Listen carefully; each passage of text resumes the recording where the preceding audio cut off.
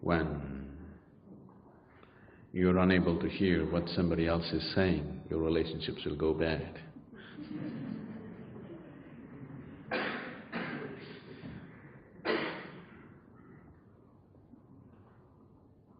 In many ways, the fundamentals of your relationship is you're willing to listen to the other person, isn't it?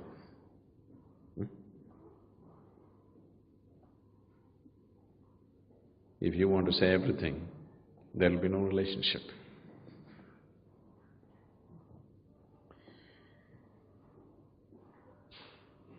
Relationships. For most of you, the way you are right now, the quality of your relationship largely decides the quality of your life. Is it so? The quality of relationships that you hold in your life largely decides the very quality of life that you live. So when it is playing such an important role in your life, I think it needs to be looked at. So what is the basis of a relationship? Why do human beings need a relationship, first of all?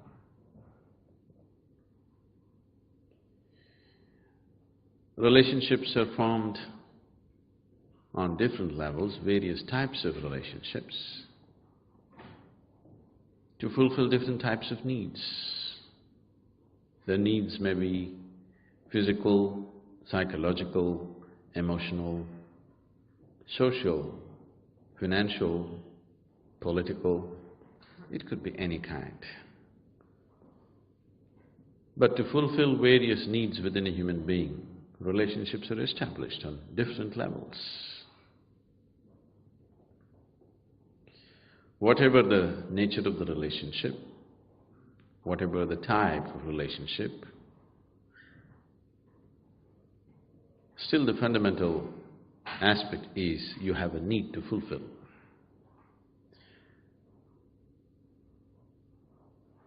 No, I have nothing to get, I want to give. Giving is also as much a need as receiving, isn't it? Yes? I have to give something to somebody. This is also as much a need as I have to receive something. So there is a need, whatever kind of need. Needs may be diverse, accordingly relationships could be diverse.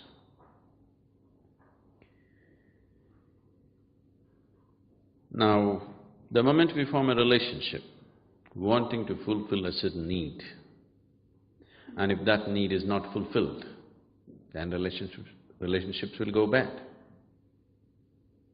For whatever purpose for which we have formed a relationship, if those needs and those expectations are not fulfilled, relationships will go bad.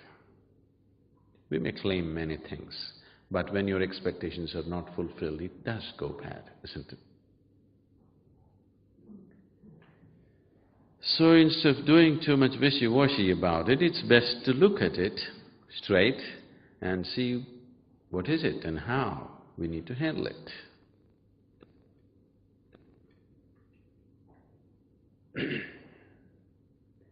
The needs within a human being have risen because of a certain sense of incompleteness. People are forming relationships to experience a certain sense of completeness within themselves. When you have a good relationship with someone dear to you, you feel complete. When you don't have that, you feel incomplete. Why is this so? Because this life, this piece of life, is a complete entity by itself. Why is it feeling incomplete? And why is it trying to fulfill itself by making a partnership with another piece of life? Fundamental reason is that we have not explored this life in its full depth and dimension.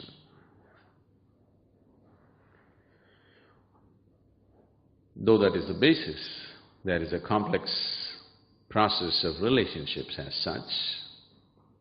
There are expectations. And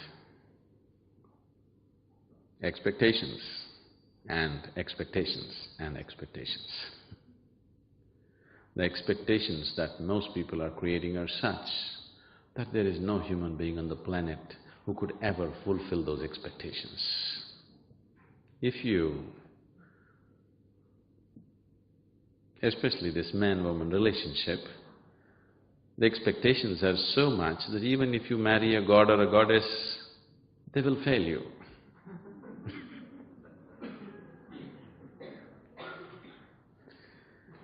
Because the expectations are so unrealistic that nobody, no human being can ever fulfill that.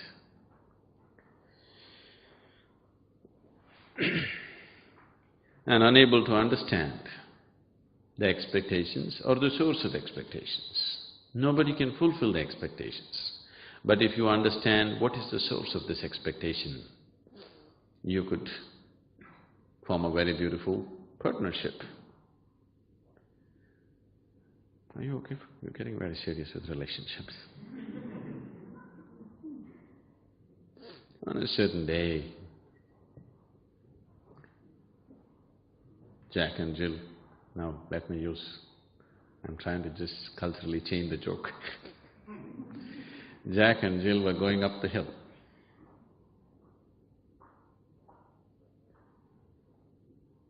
And Jack had a bucket in his hand, a chicken under his arm, and a pitchfork and a rope, at the end of which there was a goat. And Jill said, "I'm feeling very nervous." Jack said, "Why?" "I'm afraid you may have your way with me. I'm alone with you." He said, "What do you mean? I didn't do anything and my hands are full." So she said, "You may put the pitchfork down, plant it in the earth, tie the goat to it, put the chicken down and put a bucket over it, couldn't you?"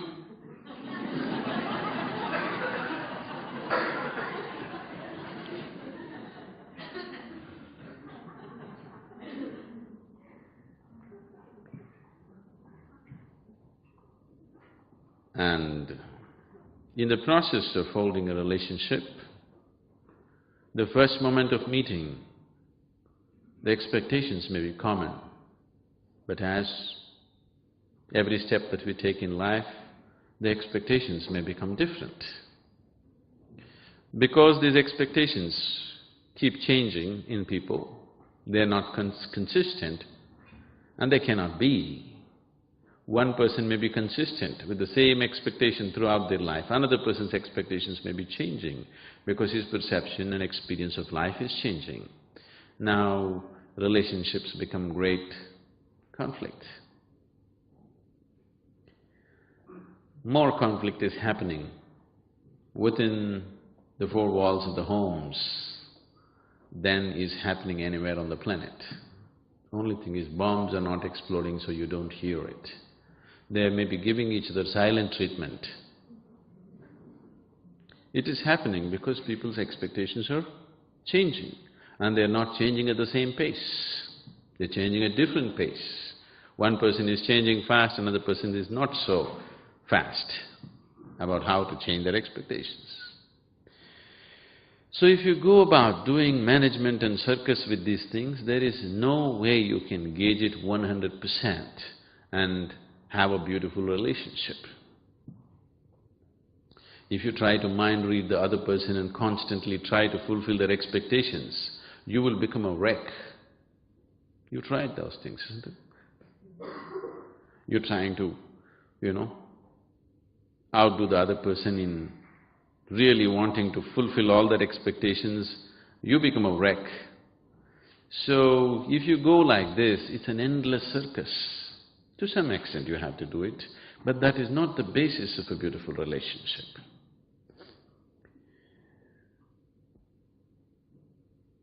Fundamentally, why have we sought a relationship?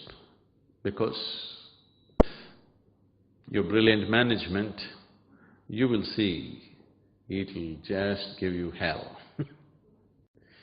The smartest people on the planet are those people who think they are really smart, tend to have the most horrible relationships. Not essentially, but generally. People, somebody who's just simple, they have wonderful relationships. Because it is not a question of management. Nobody likes to be managed by you. You need to understand that. Yes? Nobody likes to be managed by you. When they realize you're managing them, they'll give you hell.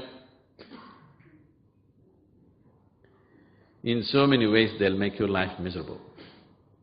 Please see, for most people on this planet, it is not their enemies who are taking their life, it is their loved ones. Isn't it so? Yes? If your enemy is taking your life, there is some sense to it. But people care for each other, but they are the people who are taking each other's life, isn't it? Isn't it so? This is happening constantly. Generation after generation, people are going through the same things because they believe the other person has to be managed. You don't try to manage the other person. You see how to include the other person. Then, even if you don't understand what the hell is happening with the other person, still it is okay. You don't have to understand every damn thing that the other person is. It is the inclusion that the other person is seeking, not really that you have to understand every maya, every thought and every emotion. In fact, they'll feel threatened if you understand everything. Isn't it? People will feel very threatened if you seem to understand just about everything. They'll get scary. People are not looking for understanding. Though they claim they're looking for understanding, what they're looking is for inclusion, isn't it? It is inclusiveness that you're seeking in a relationship. Understanding could be very threatening. So, managing relationships is not what needs to be done. You need to understand, first of all, why you need a relationship. Somewhere there is some sense of incompleteness. If you take away this, if you attain to that state within you, which has nothing to do with the other, then you will see every other wants to be with you. Everybody wants to be with you because your need is gone. This is the funny thing about life. When you have a need, nobody wants to be with you. When your need is gone, everybody wants to be with you.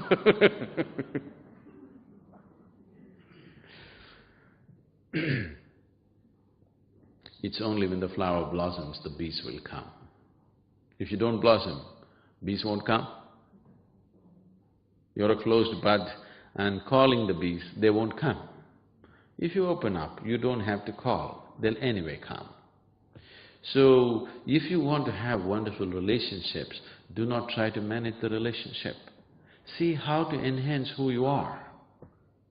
Who you are on all levels, physically, mentally, emotionally, energy-wise.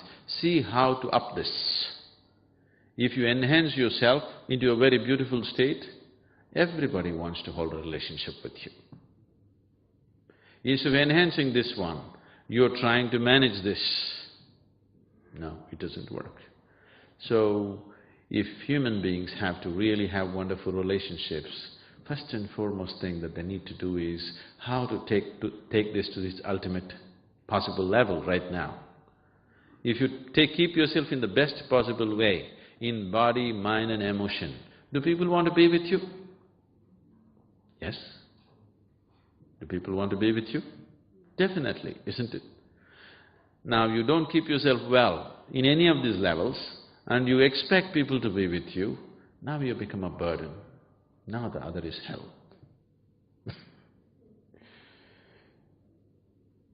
So a human being should always focus on how to enhance his way of being. Then everything else gets naturally managed. Whether it's your profession or your relationship or whatever else in your life will happen to its best only when who you are is enhanced. If you do not enhance this and try to manage all those things, that is going to be very stressful. It's going to be a very, very stressful life. Relationships probably are causing the maximum amount of stress on this planet. Am I right? It is. And as people get more educated and they think they're more modern, they're having more problems having any kind of relationship with anybody, isn't it? Isn't it so? Education should have widened our horizons of life, but it looks like it has compressed everything in such a way that you can't get along with anybody. Isn't this happening? Isn't this happening worldwide? There was a time, even now in India, in some parts, a family means it is 200, 300 people in one home, one large home, 200, 300 people living together, because family means the main, grandfather, grandmother, uncles, aunts, granduncles, grandaunts, cousins, everybody is one family. As we got little more educated, we thought, these uncles and aunts, damn them. We dropped them. We thought family means husband, wife, children, parents. Then, after a while we thought, my parents are okay, but her parents are… let's drown them somewhere. Then we thought, let's drop both the parents. We thought family means husband, wife, children. Now children are thinking, it is not so. Now it is becoming such that even two people, the couple are not able to live together. Only if they meet once in a while, they're okay. Weekend marriage is all right. Through the week, impossible. It's becoming like that because we are becoming more and more exclusive, not inclusive. The whole modern societies are encouraging exclusiveness. Exclusiveness will lead to depression, isn't it? Yes? People are depressed like never before on this planet, do you know this? Never before humanity had known these kind of comforts and conveniences. Never before has humanity enjoyed this kind of food security on the planet, never before. Never before has humanity enjoyed this kind of health security on the planet. But never before humanity has been this depressed because they can't get along with anybody. They become too exclusive. Inclusiveness is a relationship. Exclusiveness naturally leads to depression. Yoga means ultimate inclusiveness. The word yoga literally means union. When I say yoga, don't think that I'm talking about a particular way of knotting your limbs or holding your breath or standing on your head. No. Anything that leads to the union is called yoga, whichever way. So there are… how many ways are there to reach to your ultimate union with life or with everything? You can only work with what you have, isn't it? Is that so? Can you work with something that you do not have? No, that's clear, isn't it? So what is it that you call as myself right now? Your body, your mind, your emotion, your energies may not be in your experience, but you can easily infer and see, if this one has to function like this, there is some kind of energy making this happen, right? That much everybody can understand. Right now we may not understand how this microphone works, but because it is amplifying the sound, we can understand there's some kind of energy source behind this, either a battery cell or a powerhouse, but some kind of energy source is behind this. So these are the four realities for you: body, mind, emotion and energy. If you employ your body and try to reach your ultimate nature, we call this karma yoga, yoga of action. If you employ your intelligence and try to reach your ultimate nature, we call this gnana yoga, yoga of intelligence. If you employ your emotion and try to reach your ultimate nature, We call this bhakti yoga, yoga of devotion or emotion. If you transform your inner energies and try to reach your ultimate nature, we call this kriya yoga, yoga of transforming energies. These are the only 4 ways you can do it, because these are the only 4 things that you really have. Rest is imagination. They may be there, but not in your experience. What is not in your experience is not a reality for you, isn't it? Right now, modern science is talking about 11 parallel dimensions right here. That's not in your experience, isn't it? Not yet a reality for you. You can only make a theory out of it. You can only believe it, but not yet a reality for you. You cannot work with it. Only when it comes into your experience, you can work with it. So these are the only 4 realities. This is a very beautiful story in the yogic law. Are you okay for a story? Can I tell you a story? I seek your permission because the moment I say once upon a time, many people think it's bedtime. That's the only time they heard that word, once upon a time. Before 3 sentences are over. So once upon a time, on a certain day, 4 men were walking in the forest.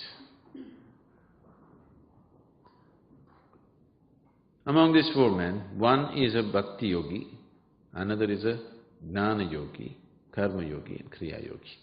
That means yoga of intelligence, yoga of devotion, yoga of action and yoga of transforming energies. These 4 people can never be together. But today they were walking together in the forest. Why I'm saying they can never be together is, somebody who follows the path of the intellect, he of course thinks everybody is dumb, stupid. Especially the devotees who are doing Ram Ram or whatever else, they look utterly stupid for the man of intellect. Isn't it so? Yes? People are bowing down and praying and calling for God. These people look utterly stupid for a man of intellect. So he thinks they're just idiots. But somebody who's on the path of devotion has pity for everybody, because when God is here, instead of holding His hand and walking in absolute freedom, all this nonsense with your mind and your body and all the yoga and everything is just stupid. He has pity for everybody, because just instead of riding on the lap of God, why all this nonsense? Karma yogi, the man of action, he firmly believes all the others are just lazy people who are trying to find an explanation or an excuse for their laziness. Because if you want something to happen, you got to do it. Yes? Because you're lazy, you're unwilling to do, you're finding all kinds of philosophies. He has disdain. A kriya yogi has absolute disdain for everybody, because after all the whole existence is energy. If you do not transform your energy, what is going to happen? Nothing. Everything is just empty talk. So these 4 people cannot be together. But today they were walking together in the forest and a rainstorm broke loose. And to escape the rain, they started running. Then the bhakti yogi, the man of devotion, said, in this direction there is an ancient temple, we could go and take shelter there, because he knows the geography of temples. So they ran in that direction. After some time they came to this ancient temple. The walls had collapsed long ago, just the roof and 4 columns were standing. They went in. And the rain and the storm picked up momentum and started lashing from every direction. To escape this, they went closer and closer to the center. In the center, there was an image of God. And there was no other place to sit, because rain was lashing from every direction. To escape this, all the 4 of them just hugged and huddled around this image of God. Suddenly God appeared. The first question in everybody's mind is, why now? So much yoga we did, so much worship we did, you did not come. Now when we're just trying to escape the rain, why now? Then God said, at last you four idiots got together. I was waiting for this. So if you want to get somewhere, all these four aspects, body, mind, emotion and energy, has to function together. Only then you get somewhere. With one aspect you don't get anywhere. Every one of you is a combination of these four things, but a different kind of combination. A unique combination.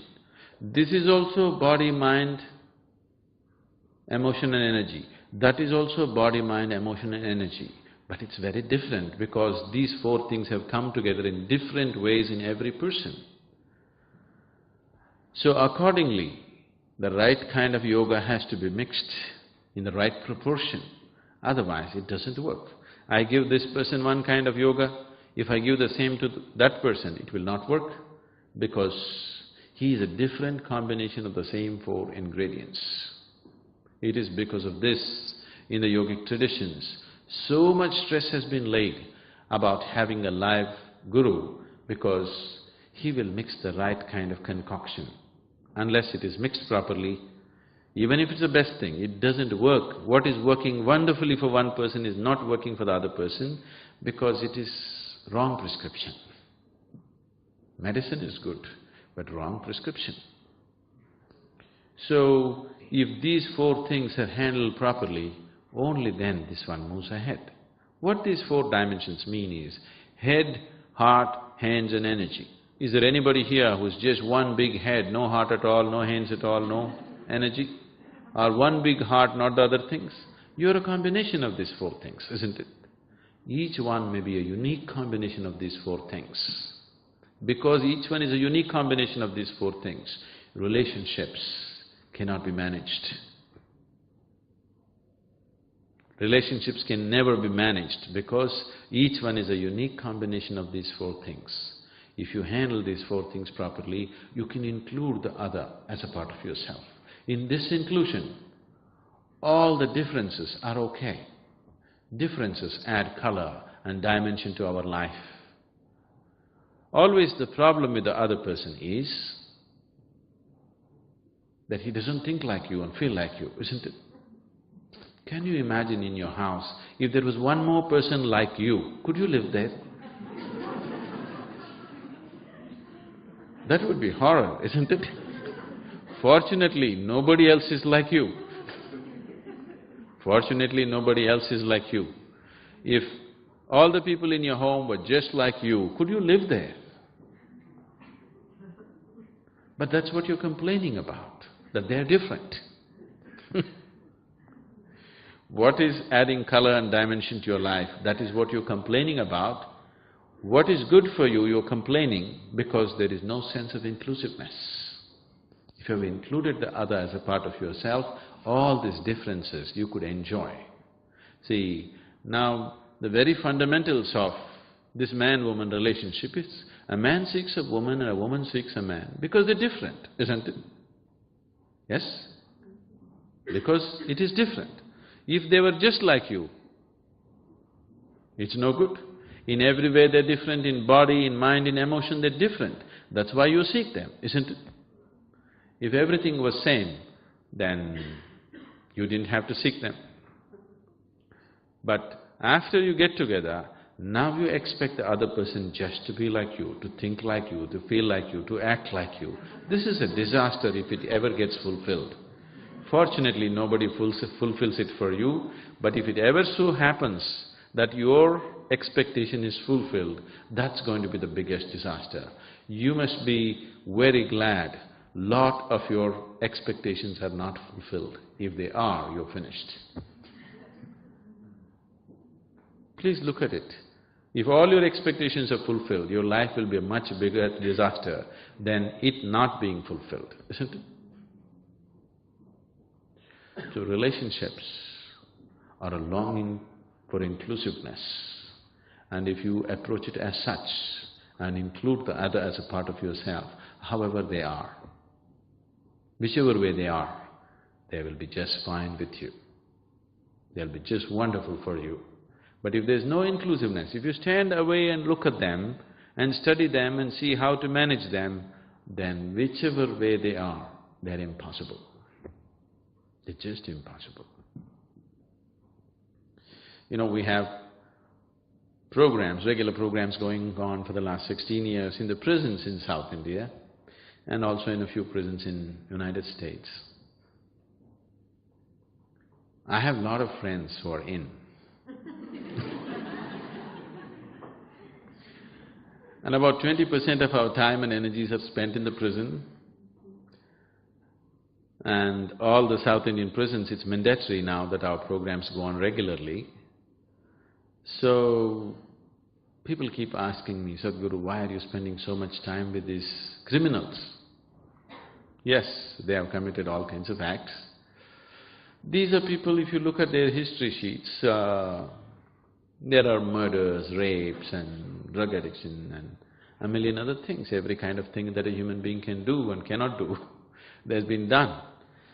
If you let these people out tomorrow morning, maybe 50% of them, at least 50% of them will repeat the same things. It is so. 50% of them may look for alternative way of living, at least 50% of them will repeat the same thing.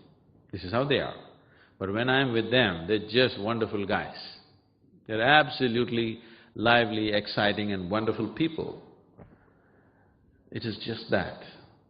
If you include somebody as a part of yourself, and if you are not seeking anything from them and you're just a joyful presence for them, when they're happy, any human being, when he is happy, he's a wonderful human being, isn't it so?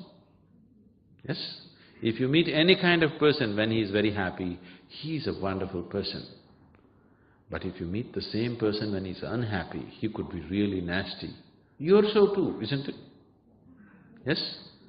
If somebody meets you when you're happy, you're just great.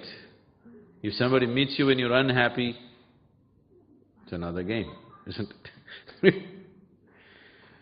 So, somebody has become ugly, somebody is becoming ugly or beautiful, not because they're ugly or beautiful, because they are joyful or not joyful.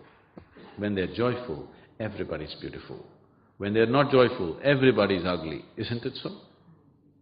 Yes? So we are trying to… the problem with us is, we are always… if we are growing a garden, we are trying to focus on the flower and the fruit. It is not the flower and the fruit that you should focus on, it is the root that you need to focus on. If you nurture the root, the flowers will fall on your head anyway, even if you don't look for it. You don't have to sit there and pray for flowers and fruits. If you nurture the root, flowers and fruits will anyway happen. That's so with the garden and that's so with your life. Rather than nurturing the roots, you're constantly seeking the flower and fruit. Flower and fruit will not come if you do not nurture the roots. You can know about it. Dream is all yours, but that is also not true. You cannot dream what you want, isn't it so? Please look at the tragedy of life. People cannot even dream what they want. Nightmares come.